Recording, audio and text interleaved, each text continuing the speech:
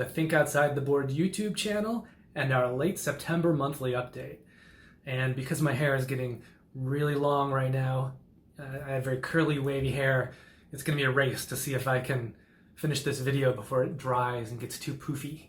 But I should be getting a haircut very soon, so hopefully in the next video you'll see short hair me and not COVID hair me, which I'm trying to control right now with this, with the recent showering. In this update, we'll be covering primarily Kickstarter campaigns, and the ones in this video will be the ones that complete their funding on September 30th through October 8th.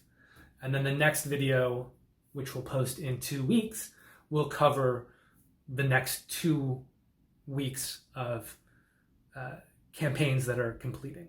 And the reason I'm leaving a little more lag room right now is so that if I don't get the video posted for a day or two, it'll still give you enough time that when it does post, any campaigns that I'm talking about are still current. So we'll have 6 games to talk about today. And then I'm also going to be talking about a bonus 8 games. And those bonus 8 games are in 3 categories. There'll be 1 game in the category of games that I have added to my collection this period. There will be 3 games that I myself pledged on Kickstarter in the last 2-week period. And then there'll be 4 games that I played since the last video. And we'll be talking about all of those. First and foremost, let's get to the 6 games with campaigns ending between 9:30 and 10:08. And the first of those games is Monsters on Board. Now, I talked about Monsters on Board in an earlier video, but the campaign got delayed quite a bit because Final Frontier Games, the publishing company, was completing a Kickstarter for a game called Merchant's Cove, which also looks very, very cool. And that campaign, I think, everyone's having COVID problems right now, and it's, creating increased shipping delays.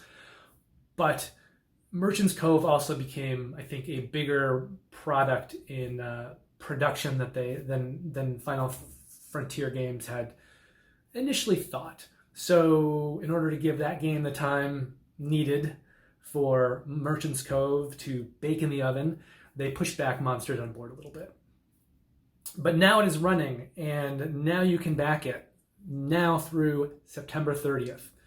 And the finishing dates should also be in the below in the notes. So if you're not remembering what I'm saying at the end of this video, you can check down below for the dates these campaigns finish. So Monsters on Board, September 30th. And Monsters on Board is a very interesting looking dice placement game. It has art by the Miko, who you may know from the Valeria games and the Raiders of the North Sea, Explorers of the North Sea, Shipwrights of the North Sea, and also Paladins, Architects, and I forget what the new one's called, but those of the West Kingdom games. So the Miko does the art for all of those games. He's also doing the arts for Monsters on Board. He has done the art for a lot of other Final Frontier games, including Cavern Tavern and Rise to Nobility. So he's a popular and in-demand artist, and that's no surprise because his art looks fantastic. The other thing you should know about Monsters on Board, in addition to it being a dice placement game, is that especially if you back the Kickstarter version, instead of standees, you'll get these little miniatures.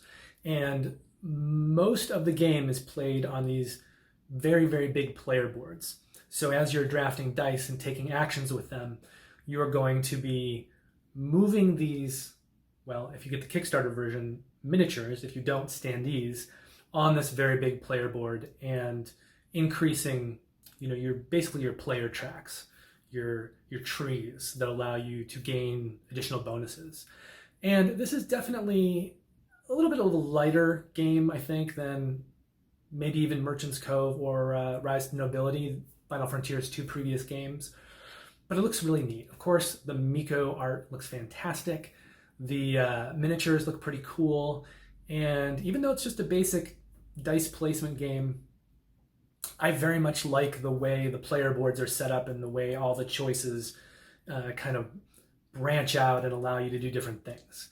So it looks like a very, very neat game. If you're looking for kind of a light medium light dice placement game with a pretty cool theme. Monsters on board, so it's got these great little monster miniatures, standees if you get the regular version. But it's got great theming, it's got dice placement, looks like it has good decisions to be made, and in general, I'm a fan of the Final Frontier games. I think they're pretty cool, and you can't beat Miko art. So that completes funding on September the 30th. Next up after that is Flourish. So Flourish is designed by James A. Wilson, who also designed Everdell, but this time he is working with his wife as well, Clarissa Wilson, and it looks pretty neat. It's got a great table presence. It's essentially a card drafting game, and you're building a tableau of garden elements. So it's definitely a light game. I would say light to medium light. But one of the things that makes this game a little different, a little more unique, is that when you are doing the drafting phase, you are getting cards given to you. Well, you're going to select one card, okay? And then your opponents on both sides are going to select a card for you as well. And there are these little kind of fence areas that separate the players. And so as you're taking your turn, you will have you will be giving cards to, the players on either side, and you'll be putting those cards on their side of the fence, and they will also be giving you one card each and putting those cards on your side of the fence.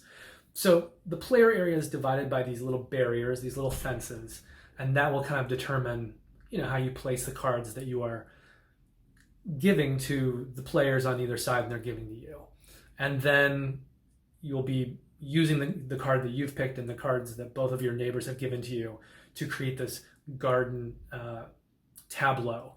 And it's very point salady in terms of the way that it scores. There's kind of different things that you can do, different card iconography, and then, depending on what you do early on, it'll likely inform what you do later in the game, because you'll be setting up, goals for yourself for scoring points.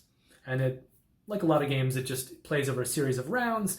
Each round, I think you're building out a kind of row of cards, and then after, I believe it's 3 or 4 rounds, you're going to have a tableau of cards, and you'll score.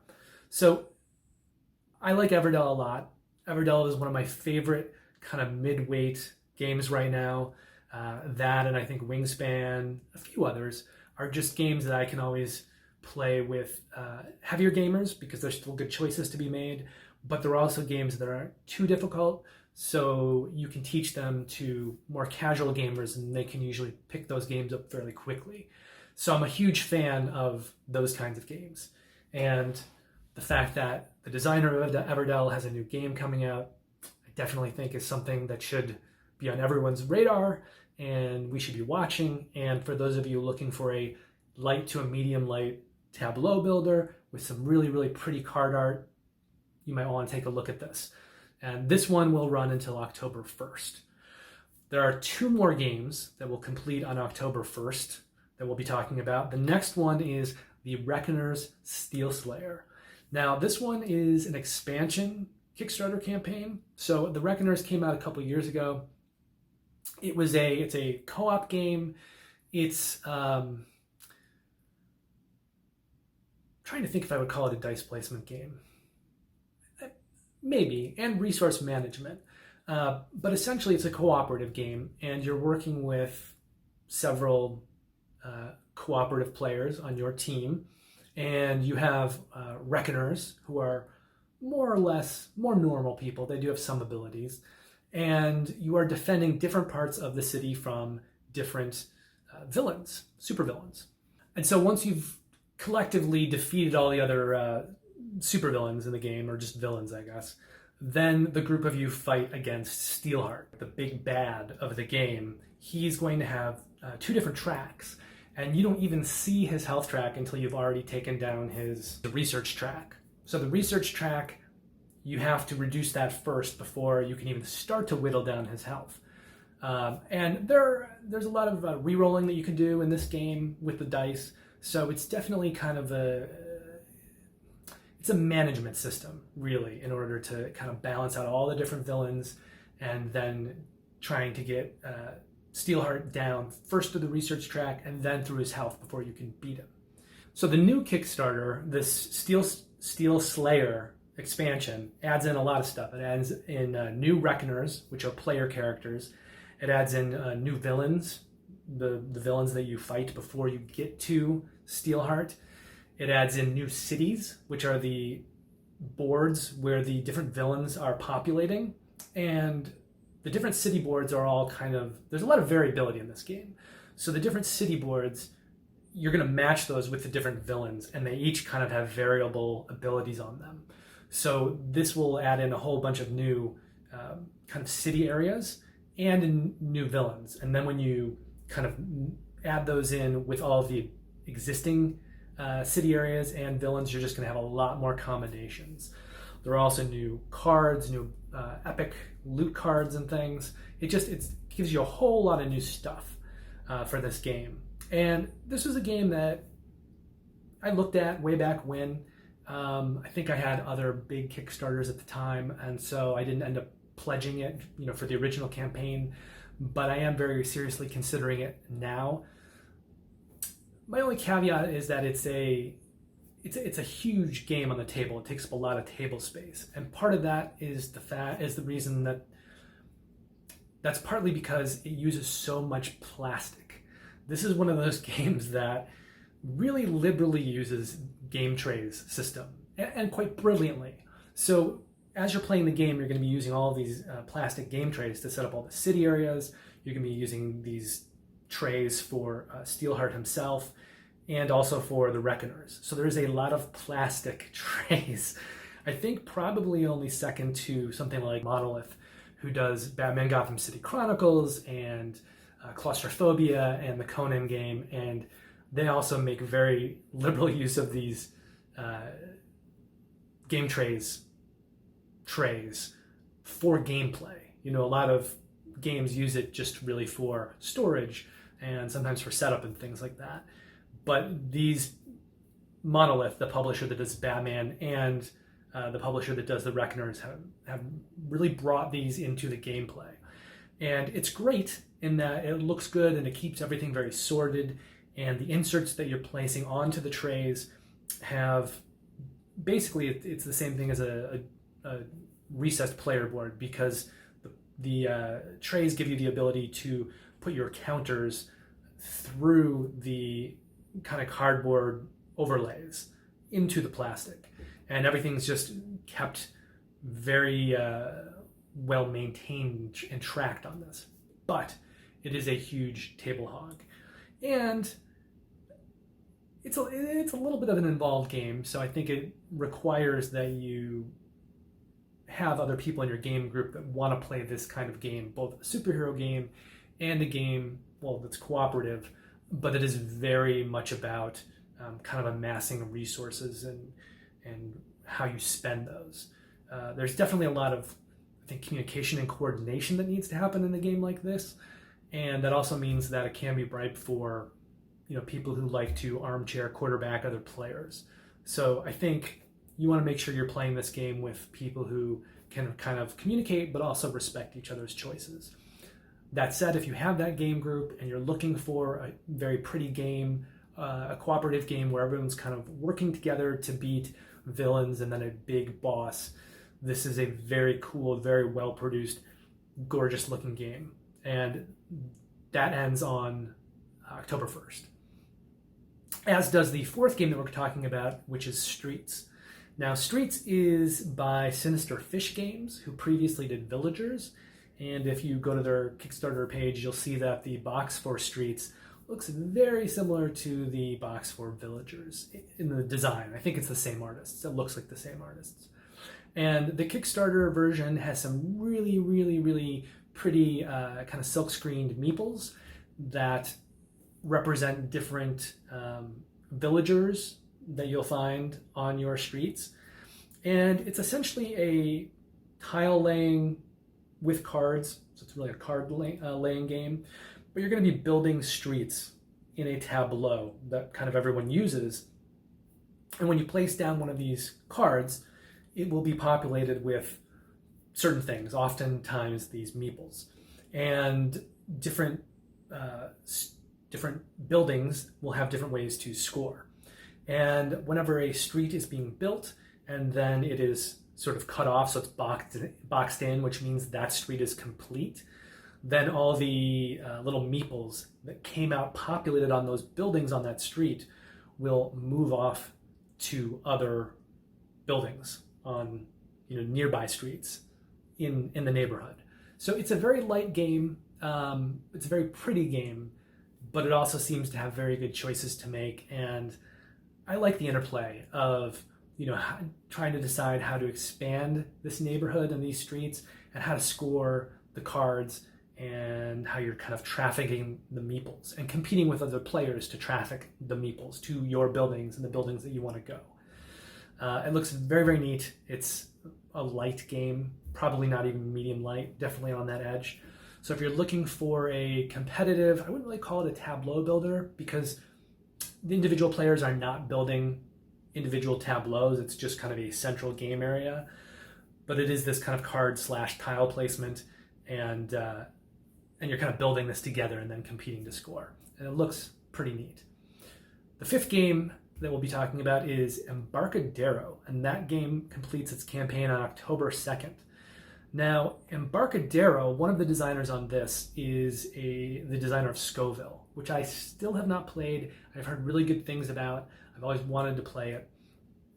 And Embarcadero has this very, very neat kind of design. It's essentially, I want to say it's an economic game, although it's not just hard currency. It has to do with shipping and building buildings with resources that are coming in it's essentially in the Embarcadero area of San Francisco. And the game takes place historically at a time when, if you go back and look at some of San Francisco's history, some of the ships that came into port were then used to build some of the buildings there. So they would actually kind of like take some of these ships and cobble them into stores. And so you'd see some of the buildings, if you look at these historical pictures, and some of them are on the cards, you'll see buildings that have literally been built up from banked ships and boats. And that is just a very fascinating idea in general. And as for a theme for the game, it's definitely makes it unique and kind of, it pops. And so players basically will have different docks that they have ownership on. And then as the boats come in, they're going to be using the resources on those boats to build businesses. And sometimes they'll even tank the ships and use the resources that were on the ships that they, sort of sunk to build up even a bigger area. So it's just a very, very neat idea to me that you're using these ships that come in for their resources to build buildings, and sometimes you're using the ships themselves as a foundation for the buildings.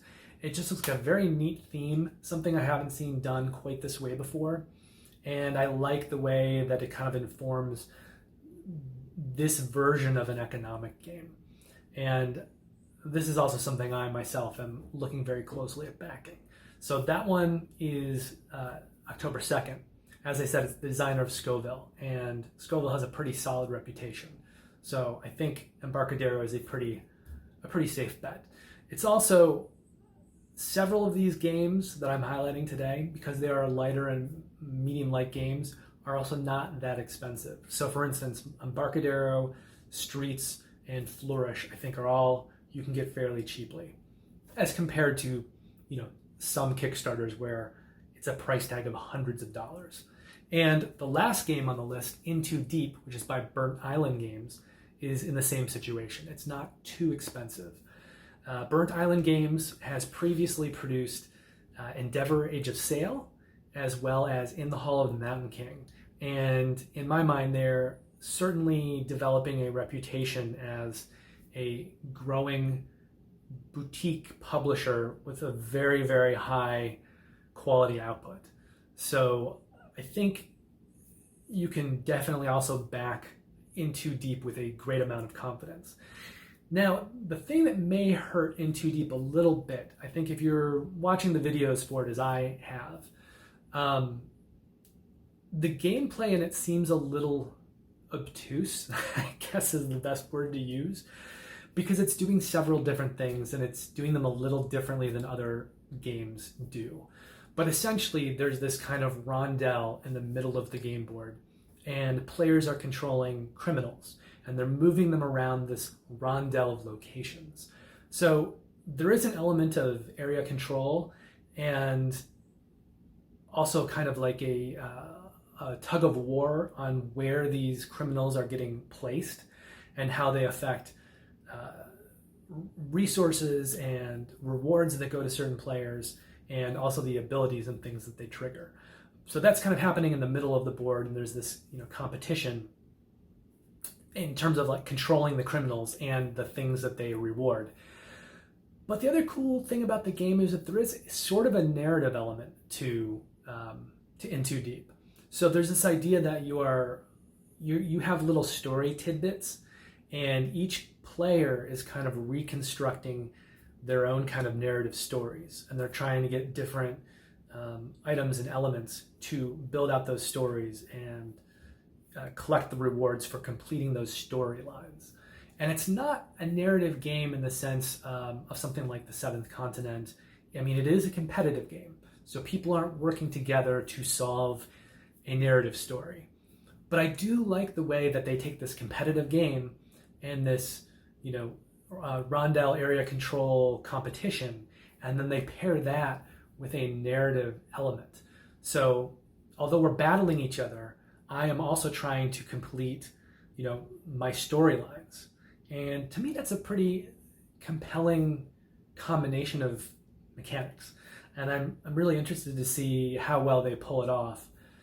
Because as much as you want, you can watch gameplay, I still like to have my experience with it at the end of the day. And if there's a game that I really, really like and I think looks cool, I kind of want to get my hands on it and play it and have my experience with it. And only then do I really know if that's going to be a keeper for me. But I think In Too Deep is one of those games that will be a keeper, and that is probably going to do things differently than any other game in your collection. I mean, there may be similarities to different things, but the way it kind of pulls those together seems like a very unique game playing experience. So I would really recommend checking that one out. And that brings us to our bonus sections of the video. The first one is games that I have acquired since the last video. And this time out, this video, there's only one game. And I'm going to show you the game, which I started doing with my last video, which I think is kind of a pretty cool thing. So here is Yedo. Now this is a very interesting worker placement game. Here you can see I also got there's a coin set that came with it, these annexes set, which is just, I think, some bonus things, and a sleep bag. So that is Yedo. And it is a very interesting worker placement game where there is the main gameplay mechanic is the players are trying to compete mission cards, and they're doing different things around this big city board to acquire the different things they need to do to complete their missions. I think it may actually be a little bit like Lords of Waterdeep in that sense, but a more complex version of that game. So I don't know too much about Yedo. You can see I haven't actually opened the box or sorted everything out yet. I'm definitely interested to see how the game plays when I get it to the table and how it compares to other worker placement games that I have. I do have quite a few, so I'm not sure if it'll end up being a keeper or not, but we'll find out over time.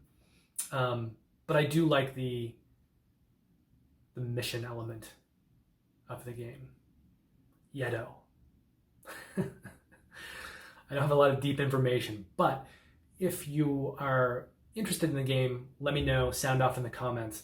It's something that I could do more videos with in terms of teach or even a review, maybe eventually. Especially because there are so many worker placement games out there. If it does have gameplay that makes it very similar to, say, Lords of Waterdeep, it might be interesting doing a comparison video and seeing how they do line up against each other.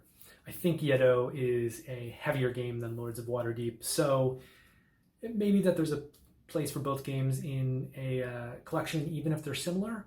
You know, one is maybe an introduction. A Lords of Waterdeep could be a more medium light version of the mechanics, and Yedo's maybe medium heavy. So we'll see. If you remember in the last video, I talked about 6 games that were currently running on Kickstarter. There was Dining with Dracula, Uprising, Dr. Finn's games. I did not personally back any of those. I did, however, personally back the other 3 games that I talked about, which were Mercado de Lisboa, Rurik, Stone and Blade, and the Stefan Feld connection. The Stefan Feld collection. Because I talked about all 3 of those games at length in the previous video, I don't think I'm going to talk about them too much here, but I will just kind of recap and say Mercado de Lisboa is a medium light game by Vital Lacerda, and it has many of the mechanics that were in Lisboa, but it's kind of like takes one central mechanic of that game and makes it into its own game, and it's kind of a, I don't know if I'd say filler, but a medium light game. And I love Vital Lacerda. I'm always looking for really good lighter games that still have meaningful choices, because sometimes those are somewhat difficult to find. So I backed that one, and I'm very excited about it. Also, Rurik, Stone and Blade, which actually may still be running when this video gets posted, but I'm trying to give myself a little extra room so I'm not put in a crunch. And that game, that is an expansion Kickstarter in which you can buy the new expansion that has 3 new modules, and you can use those modules in any combination with the base game of Rurik, which is called Rurik Dawn of Kiev. You can also pick up the base game in this Kickstarter, and that's what I'm doing. I'm doing the base game and the expansion, and I've just heard a lot of good things about it. It's essentially a dudes on a map game, but it has this whole intro phase, this auction bidding phase, where players are using meeples that are numbered, and they're placing them in columns. And the higher numbered meeples will have higher priority in those columns. So they'll go to the top of the column, and they'll have a more powerful version of the action. However, the lowered number meeples will get to go first, so they will get priority. So in general, if there are a lot of meeples in a column for like a lot of dudes on a map game, games like moving, attacking, taxing, building, things like that, the lowered version of the meeple will tend to go first, but have a weaker version of the action. And then the higher version, or higher numbered meeples, will go later on in the taking actions phase. However, they will have a much more powerful version of the action. And I find that interesting and fascinating, and you know, pairing that kind of auction bidding mechanic with your normal dudes on a map kind of actions, moving around the board, getting area controlled, attacking each other, and you know, taxing and building and stuff. I think it's a neat kind of combination of mechanics, and it makes your normal kind of combative dudes on a map game into a little bit of more of a Euro-y puzzle. And I think with this new expansion and the different modules, that will increase what you're able to do in terms of designing that puzzle for any game. You know, like what you throw in will kind of determine the nature of that puzzle, but it'll give you more variability in how the puzzle works in any given game. And I've heard great things about it. Jeremy Howard at Jambalaya Plays Games and now at Man vs. Meeple has been talking it up a lot.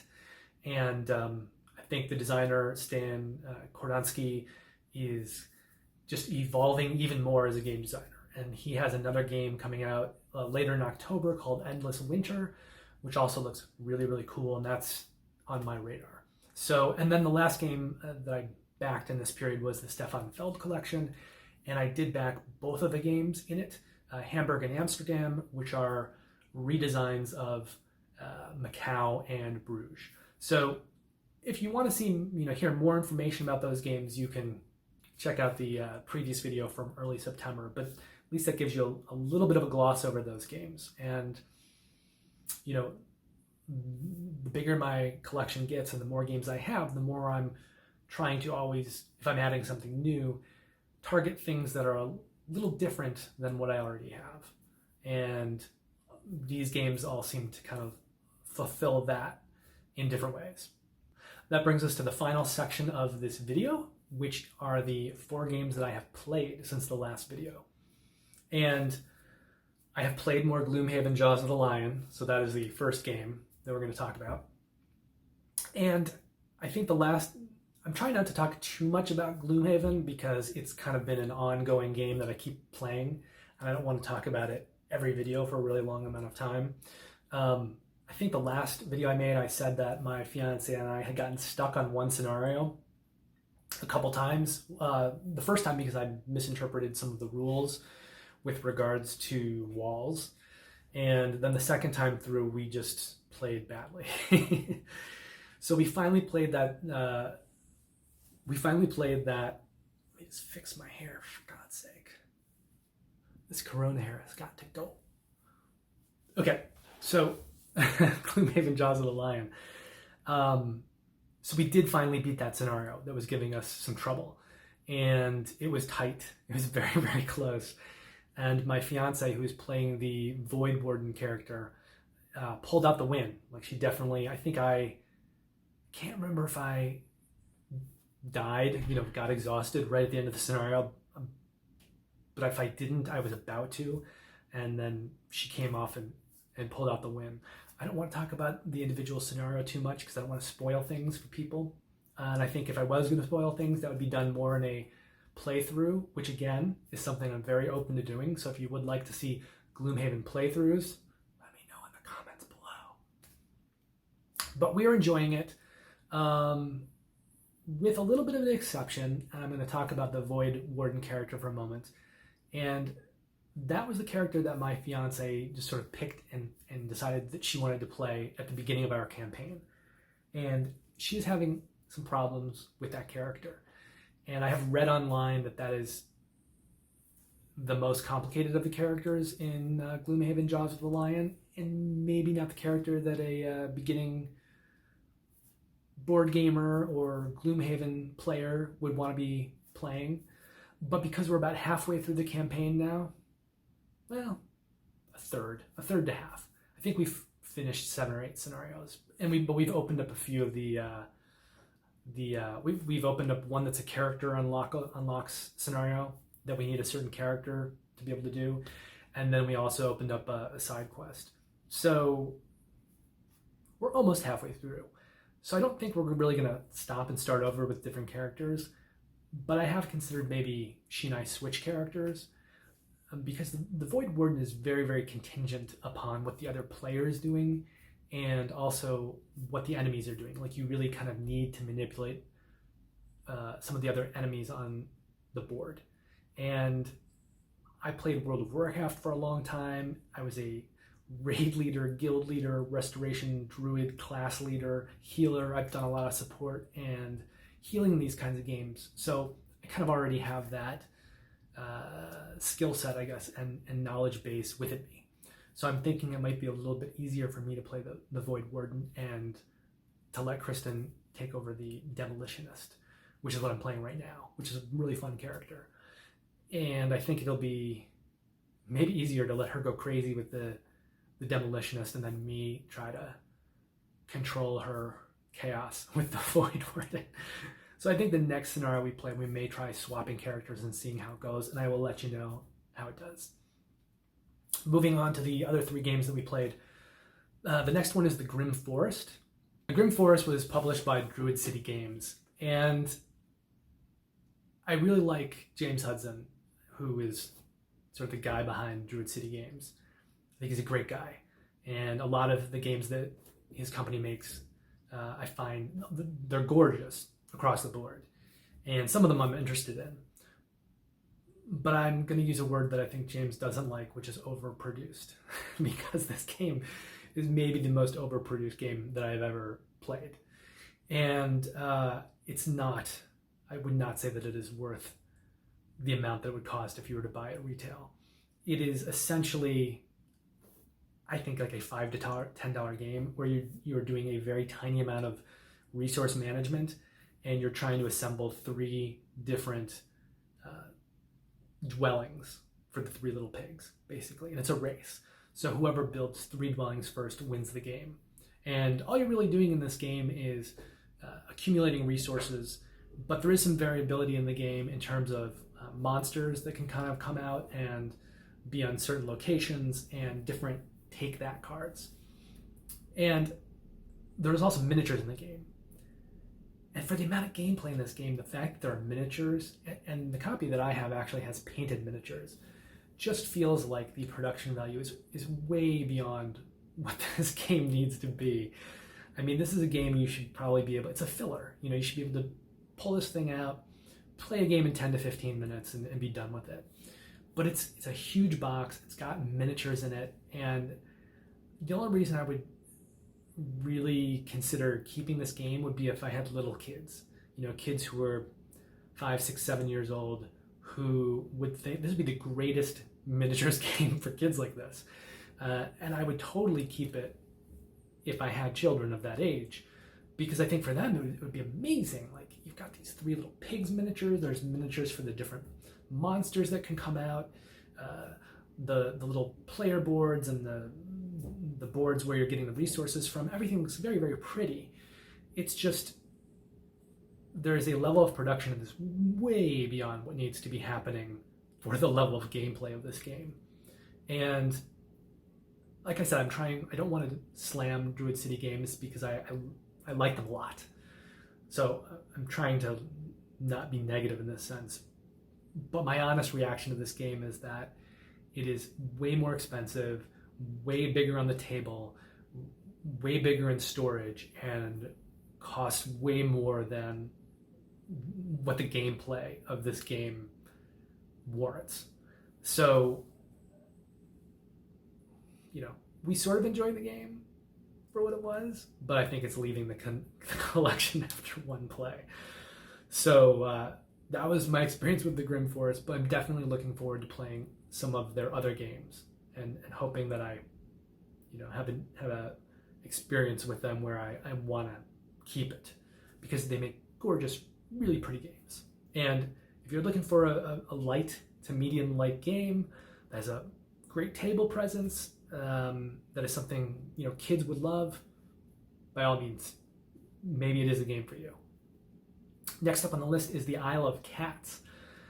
Now, I first played the Isle of Cats at Dice Tower West, which was this year, which feels ages ago because of the pandemic. I mean, that was pre-pandemic. It was in, I think it was in February, maybe early March. I think it was in February, but it was before lockdown happened. And it just feels like it's a lifetime ago. But I had skipped out on the Kickstarter for the Isle of Cats because I already have Patchwork and Cottage Garden. And I thought, well, if I get the Isle of Cats, I'm probably not going to want to keep Cottage Garden because they're sort of similar tile placement games. Now, the Isle of Cats looked very, very neat to me. Incidentally, both games do have cats in them.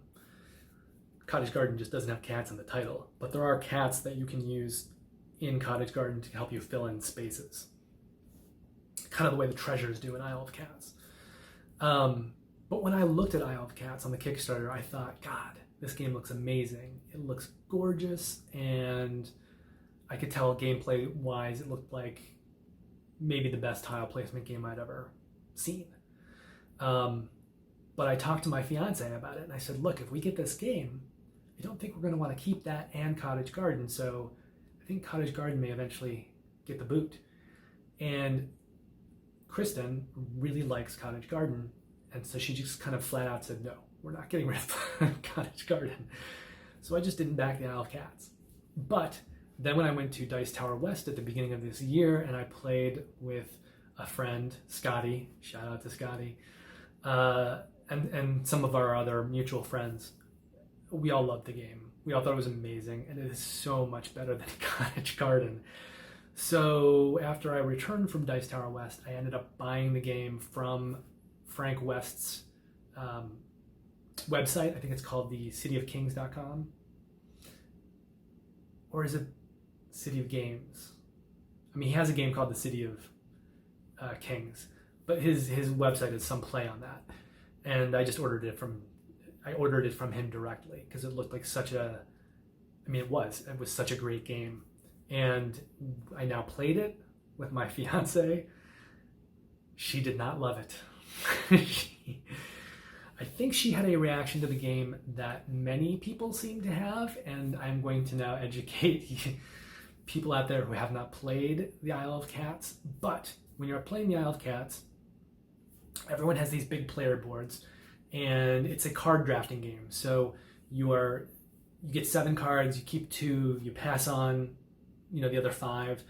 You get 5 from the next player, you keep 2, you pass on 3, you get 3 from the next player, you keep 2 and you pass on 1, and then you get 1 from that player, and then you keep that. So you've got 7 cards in your hand at the beginning of every round, and then you're trying to see which cards you're going to keep for the round, and you need to pay a cost for those cards in fish, because they're cats, and cats love fish. That's how you're recruiting these cats, with fish. And sometimes you also need, not sometimes, you do. You also need fish when you are using the cats to buy the tiles that kind of come out every round. So you split your fish currency between paying for cards you're going to use and then paying for tiles you're going to buy. But you're using these cats and you're trying to accumulate all these cat tiles, and then you're filling up your ship as much as you can. And where everyone seems to go wrong playing Isle of Cats on their first play is that unless you do some amazing things or get very lucky, you're not going to be able to fill up your boat with cats. It's just, there's too much space to cover. Unless you know what you're doing and you really kind of target a lot of cards that allow you to place additional tiles and do things and just kind of double down and go heavy into that. But more often than not, you're not going to come anywhere near close to filling up your boat with cat tiles. Yet, there are rats on the boat that need to be covered or you lose points. And there are 7 different rooms in the boat that need to be covered or you lose points. So there is a heavy point loss that may hit you at the end of the game. So the way that you kind of make this work is you get all these, I think they're called lesson cards, and some are private, some are public. So if you get a public lesson card, it's something that everyone will score at the end of the game. If you get private lesson cards, they are things that only you are going to score at the end of the game. So you're accumulating these lesson cards each round as you are filling up your ship. And as you decide to keep certain lesson cards, they will definitely inform your strategies and tactics moving forward in the game.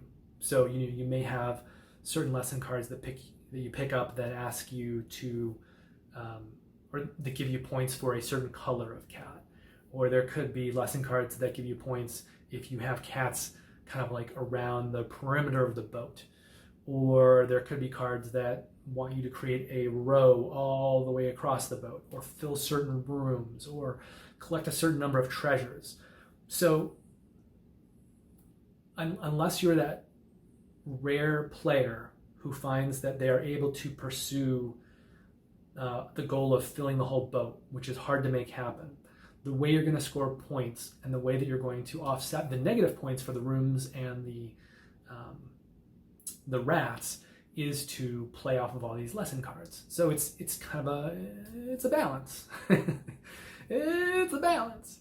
How are you doing this? Where are you choosing to score points and what are you prioritizing? And there's just so much room in this game to do different things, to pursue different avenues of scoring, that I think it's a fantastic game. It really allows you to evolve your strategy and the tactics that you're using each game in that game. And I feel very strongly that, apart from the overall cat tile laying, every game is going to be very different. And the way that the strategies that you're using are going to be different every game. And I think that's great when a game does that, when it gives you the ability to go into a game and kind of adjust your strategies and take very different strategies from game to game. So I think the game is fantastic, amazing. I recommend it to everybody. Again, I think it's a game that, heavier gamers will love because there are lots of choices, and it's still a very simple game to teach for the most part, apart from some exceptions. But those still not that difficult, and the basics are simple to teach. So it's a game really that everyone should like.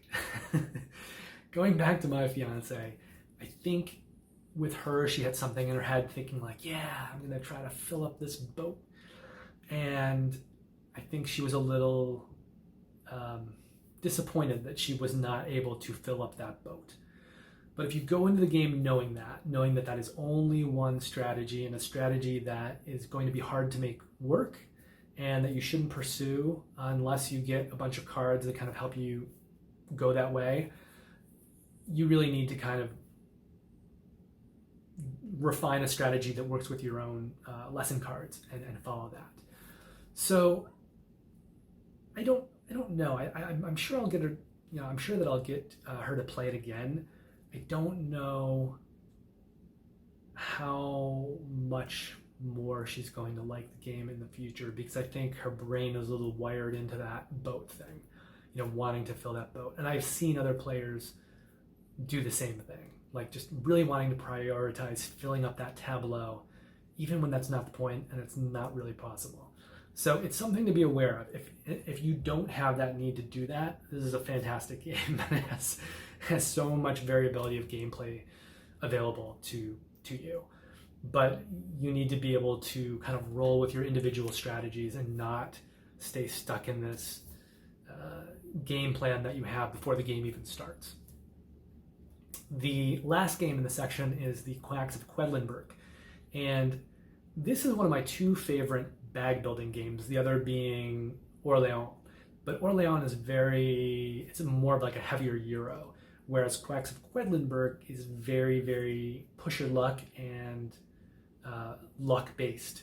So you're pulling these tokens out of a bag every round, every turn. And there are certain tokens, if you pull them out, that are bad. And if you hit a certain number of those bad tokens, you're going to bust. And you're not going to be able to do... Well, every round you're trying to either score victory points and buy more tokens to add to your bag, so that in later rounds, you'll have more stuff to pull out and you get to take longer and longer turns. So you're kind of building up this engine of your bag tokens. But if you bust, you find yourself in a position where you can only do one of those two things, either score the victory points for the round or buy more tokens.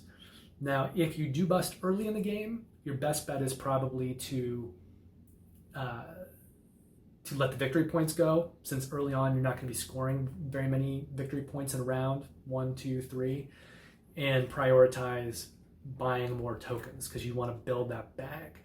Whereas at the end of the game, you may not need any more tokens, but you obviously want those victory points. So if you bust in a late round of the game, you probably just want to score the victory points and let the purchasing tokens go. But really every round you want to do both. You really want to try to do both. And it does put you in that situation where you're always trying to push your luck as much as you can. There's also a catch-up mechanic in the game, and this is something I'm a little unsure about. I need to play the game more. But there are these, on the scoring track, there are these little rats. So if someone gets ahead of you, there'll be a certain number of rats between your scoring marker and theirs. And for every rat on that track, you would then, the area that you're putting your tokens into when you're pulling them out of your bag, it looks like a giant pot, a witch's pot, because the whole theme of the game is that you are brewing potions. And there's kind of this big spiral where you place your tokens. So if someone is ahead of you on the scoring track, there are a certain number of rats. Everybody in the beginning of the game will be starting out placing their tokens from the middle of this huge cauldron, this big spiral. And there'll be ways in the game that you can move the starting spot on your player board further and further out. But there's also this additional catch-up mechanic where if a player is a certain number of rat icons ahead of you, you'll be able to move forward that round that number of spaces. So it helps players that are kind of further back in the game, catch up. My problem is, I think if a player plays well and they get ahead in a game like this, they should be able to maintain that distance. Like, I don't really want a player who's played really badly and a player who's played really well to score exactly the same. Otherwise, what's the point of the game, right? Everyone's scoring the same no matter how they do. So I feel like this catch-up mechanic for this game is something I need to watch closely the more that I play it.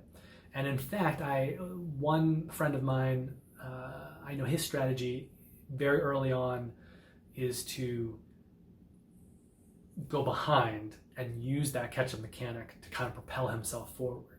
So he'll take hits early on, he'll try to bust, and he'll try to not worry about victory points, but get more stuff in his bag and maybe allow players to pass him by, and then use these catch-up mechanic to then slingshot him forward again. So I'm interested to play around with that the more that I play the game, but I really do like the game a lot. There's something very, very satisfying about the different tokens that you're pulling out of the bag. There are different colors. There's yellow, green, blue, red, orange, and everything has a different power. Everything does different things. Some things will allow you to, I mentioned those negative tokens you can pull out. Some tokens will allow you to put those negative tokens back in the bag. Some tokens will allow you to move kind of your starting area permanently outward along this spiral. Some tokens will play off other tokens. So there are certain orange tokens, which are very, very cheap to buy, and they don't really do anything on them on their own.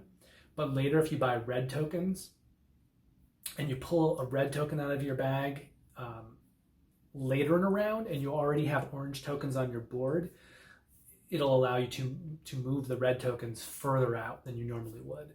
So there are a lot of different choices that can be made. There are different kind of strategies you can pursue. And I think in most games, you probably want to concentrate on one or two or three types of tokens and really kind of build your bag to maximize what you can do with that ability.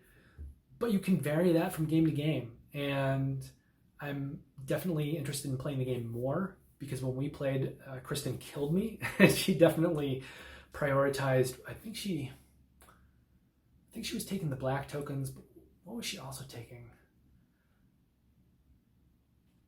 There's one token that she was just really capitalizing on, and she just killed me, to the point that it seems like that's the token that you really want to be focusing on every game. So I'm curious to put that to the test. But I already even have the expansion for it, the Herb Witches expansion, and it's, again, for me, it's another one of those medium weight games that's just really, really solid and should appeal to all types of gamers. And luckily with this one, Kristen really, really enjoyed it. Now, she doesn't like take that in games very much, but evidently Push Your Luck is not a problem for her. And I think she just had a really good time with the tactile nature of it and pulling the stuff out of the bag and, seeing how it landed and testing different strategies. So I know that's another game that I know that's a game that we'll be playing again, and I'm looking forward to more and more plays with that game. It seems like it's going to have a lot of play in it. So that brings us to the end of another video here. And before we go, I would just like to quickly say that what is planned with future videos. I have a Fort Teach that I recorded previously, and then I saw John Gets Games put out a Fort Teach, and I think he and I in some ways are very kind of similar in the way that we do things. But John Gets Games has obviously been doing this a lot longer than I have, and he's at a higher level of production, and he's filmed a lot. So I didn't really think there would maybe be a reason for me to produce a Fort video if I was going to do something very similar to what he did, considering he's already in a place to do it much better than I am. So I watched this video, I thought a little bit about what I did, and I think that there is still a way for me to make a valuable Fort Teach that is different from what John did, that still kind of plays to my strengths. And I'm also kind of figuring out what I'm going to do with a teach video, because I think whatever format I begin to do with this for teach is something that I'll continue with further teach videos. It's a little bit more complex just in terms of my approach to this video versus probably future teaches, because a lot of what I do in the future will be decided with this teach. So that video should be getting posted later this week. Hopefully I'll have the time to finish up any more shooting I want to do and then get all the editing done. So this week you should be seeing this video you're watching now, as well as a fort teach. And then next week I will be publishing a 7th continent teach, as well as my first playthrough video, which I will also be doing for 7th continent. And then in 2 weeks from now, you'll be seeing another monthly update video like this one, and possibly a second video that week, but I'll have to see what's happening. I know I'll be going out of town for a few days for my fiance's birthday. We're going to be doing like a little 2-day camping trip. So I'll have to see how much time I have to do to put out a second video that week. But that is the kind of tentative video schedule for the next 2 weeks.